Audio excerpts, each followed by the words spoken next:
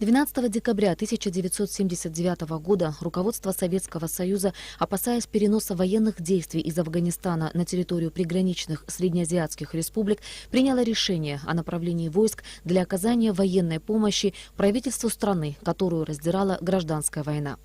Тогда ввод советских войск в Афганистан рассматривался как кратковременная мера, направленная на обеспечение безопасности южных границ СССР. На деле этот процесс затянулся на долгие 10 лет. Около 14 тысяч военнослужащих не вернулись из Афганистана. За время войны были ранены 49 985 человек. Инвалидами стали 37 500 человек, числятся в списке без вести пропавших.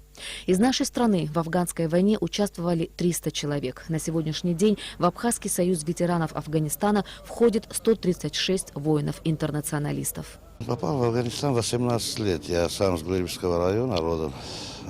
Есть село Хумушкур, сегодня называется Маршаниха.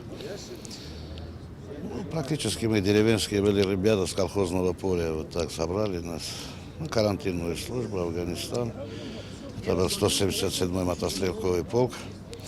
Джабал-и-Сарадж называется местность, где она дислоцировалась, то есть на развилке Паншир. Зеленая долина, Баграмская дивизия, так она называлась. Ну, были сложности, боевые действия, естественно. И погибшие были, и у меня такие легкие ранения, осколочные. И в 1982 году, когда Паншир брали, участвовал в боевых действиях в Зеленой долине, вот это Баграмская тоже, там операция была, чистка только от бандформирования. 15 мая 1988 года начался вывод советских войск из Афганистана, который завершился 15 февраля 1989 года. Этот день стал настоящим праздником для военнослужащих и их семей. По традиции ветераны Афганистана встречаются 15 февраля и вспоминают боевых товарищей. Войну-то никто не хотел. Когда туда шли, никто не понимал, что это такое. 18-летние пацаны, там, кто-то механик, водитель, кто-то там сапер, минер, там, или еще бог знает как. А когда шли туда, как бы тоже смеялись вроде бы, а уже когда попали, уже не до смеха было. А когда объявили о выводе, ну, радости не было предела на самом деле.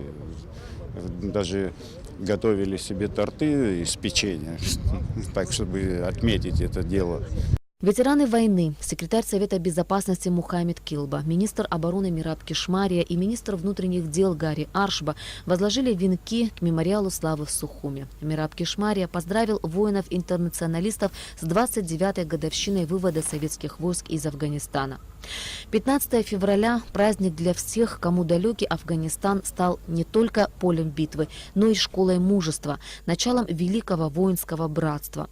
Это день памяти для всех, кто прошел дорогами войны, кто причастен к героической и трагической афганской войне, говорится в поздравлении. Участники афганской войны также почтили память героя Абхазии, генерала Владимира Аршба, который долгие годы был бессменным руководителем Абхазского союза ветеранов Афганистана. Ирина Аршба, Алексей Агухава, Абхазское телевидение.